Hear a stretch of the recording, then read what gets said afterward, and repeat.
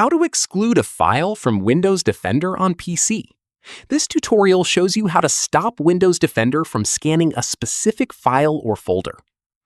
First, click on the search bar at the bottom of your screen and type in virus.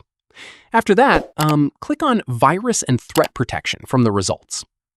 From there, once Windows Defender opens, look for Virus and Threat Protection Settings and click on Manage Settings underneath it.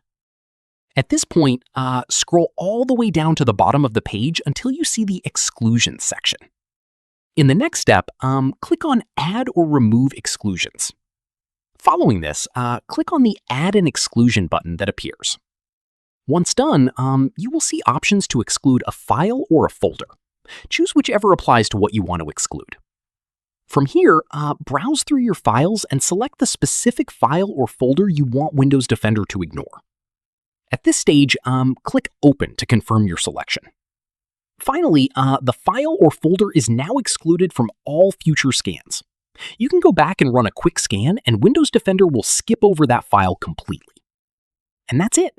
If this guide helped you exclude a file from Windows Defender, give it a like, subscribe for more tutorials, and tap the bell icon for updates. See you in the next one.